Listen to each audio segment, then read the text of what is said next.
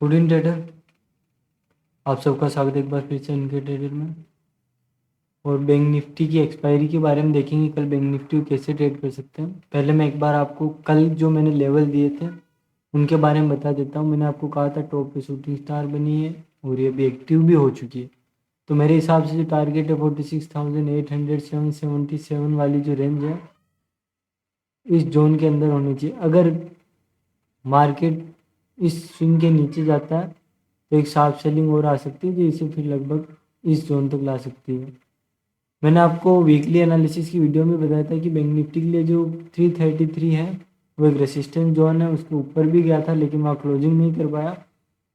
तो closing basis पे जो रेसिस्टेंस जोन था उसे हम क्लोज नहीं कर पाए। तो अब बैंक निफ्टी के लिए हर्डल है मेनली ये वाली जो कैंडल है इसके ऊपर 333 से लेकर 500 के बीच की जोन को हम एक हर्डल रहेगा बैंक निफ्टी के लिए। अब एक अच्छे मूवमेंट के बाद मेरे हिसाब से हो सकता है ये ब्रेकआउट को रिटेस्ट करने के बाद फिर जाए या फिर एक अच्छी प्रॉफिट बुकिंग आए।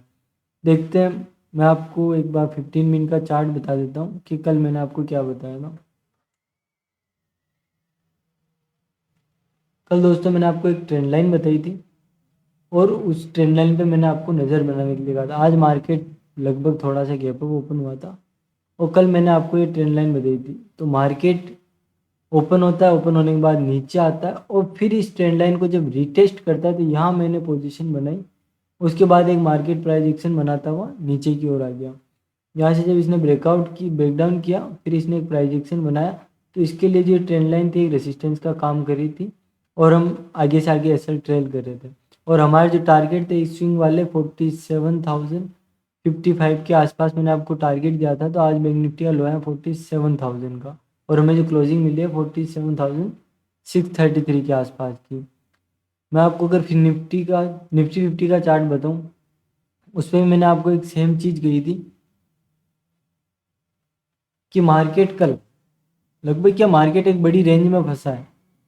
अगर मार्केट में जब भी ऐसे धीरे धीरे करके तो ऊपर जाता है तो डर लगने लगता है। गैप अप ओपन होता है नीचे की ओर आता है और अपने यहाँ पे एक रेंज बनाता है और इस रेंज को जैसे ही एक जो ट्रेंड लाइन आ रही थी नीचे से उसको ब्रेक डाउन करता है। उसके बाद देखो क्या निफ्टी में शार्प फॉल आया है और जो टारगेट थे वो अचीव हो चुके हैं।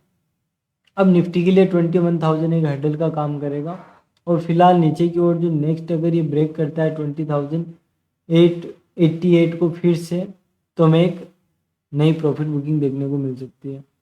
मैं आपको सेंसेक्स का चार्ट बताऊं तो सेंसेक्स के चार्ट में तो आज बहुत अच्छा सिनेरियो बना था। जैसे ही ओपन होता है सबसे अच्छा चार्ट सेंसेक्स और बैंक निफ्टी का था। ओपन होता है नीचे आता है फिर वापस ऊपर जाता है और कल वाली रेंज में ही फंस जाता है। ये कल की रेंज में ही था। जैसे इसने यहाँ से ब्रेक डाउन किया और एक प्राइस एक्शन बना के मूवमेंट की हमें जो इस लो के टारगेट मिलने चाहिए थे। मैंने आपको बताया था कि हमें 500 तक के टारगेट मिलने चाहिए। तो आज इसने 69,475 के आसपास का लो लगाया है। अब नेक्स्ट मूवमेंट हमारे लिए ये सपोर्ट जोन और सब 400 के नीचे वाला सपोर्ट जोन काम करेगा। अगर मैं अब फिन निफ्टी में आज मैंने टेलीग्राम ग्रुप में भी पोस्ट किया था कि कल का लो हमारे लिए बहुत इंपॉर्टेंट है बैंक निफ्टी के लिए और सभी इंडेक्स के लिए। तो जैसे कल का लो जैसे ब्रेक हुआ सब में गिरावट देखने को मिली। तो चलते हैं बैंक निफ्टी को हम कल किस प्रकार से ट्रेड कर सकते हैं वो देखते हैं। अब बैंक निफ्टी का मैंने 15 मिनट का चार्ट लगा लिया। बैंक निफ्टी में नेगेटिव प्राइस एक्शन बन चुका है। हम पिछले दिन के हाई को क्रॉस नहीं कर पाए और हमने लो को ब्रेक किया। शूटिंग स्टार यहाँ पे एक्टिव हो गई। अगर कल मार्केट इसी जोन में कहीं ओपन होता है 200 से लेकर के 47,000 की जोन में और यहाँ पे ओपन होने के बाद या तो ट्रेंड लाइन के पास जाए और वहाँ से भी रिजेक्शन लेके आज के लो को ब्रेक करें, या अगर ये कल 47,000 कल अगर ये 47,000 के नीचे बना रहता है तो अगर 47,000 को ब्रेक करता है तो जो पहला टारगेट रहेगा 46,900 का 911 का, जो दूसरा टारगेट रहेगा वो रहेगा 46,777 का।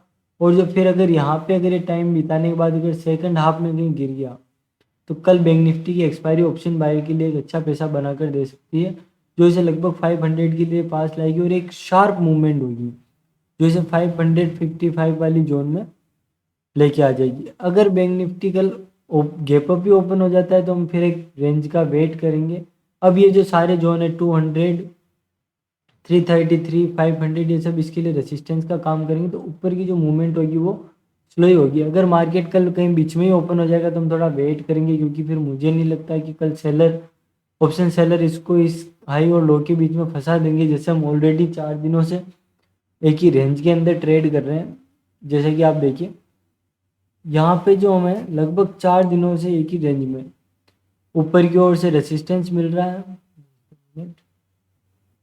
ऊपर की ओर से रेसिस्टेंस मिल रहा है लगातार। हमने एक ब्रेकआउट किया, ब्रेकआउट के बाद हम ऊपर गए, ब्रेकआउट फेल हुआ, आज हमने उस ब्रेकआउट नीचे की ओर आया और नेगेटिव प्राइस एक्शन के साथ क्लोज किया और लो के पास क्लोज किया। तो कल हम लो को ब्रेक करते हैं 46,000 को, सॉरी 47,000 को, तो 900 से फिर 900 के बाद 777 हमारे टारगेट होने चाहिए। और इस ट्रेंड लाइन को हम ट्रेल करते हुए चलेंगे। ये ट्रेंड लाइन हमारे लिए बहुत ज़्यादा इंपॉर्टेंट है। जब तक ट्रेंड लाइन के ऊपर जाकर टाइम ना बिताए, यहाँ पे जाके सस्टेन ना करे, उसके बाद अगर कोई ब्रेकआउट करेगा तो हम 50 से 60 पॉइंट 100 पॉइंट की छोटी सी मूवमेंट लेके चलेंगे। लेकिन मैं सेलिंग साइड में भी ज़्यादा इंटरेस्टेड हूँ, क्योंकि यहाँ से एक प्रॉफिट बुकिंग आएगी और सेलिंग का मार्केट छूटना नीचे, ऑप्शन बायर को पैसा सेलिंग में ज़्यादा अच्छा बनता है। तो यहाँ पे मुझे क्लियर कट मूव दिखाई दे रहा है। और ज़्यादा जानकारी के लिए आप हमारा टेलीग्राम ग्रुप ज्वाइन कर लीजिए। आज भी मैंने उसमें लेवल और चार्ट पोस्ट किया था। Thanks for watching. टेलीग्राम का लिंक आपको डिस्क्रिप्शन में मिल जाएगा। Keep supporting.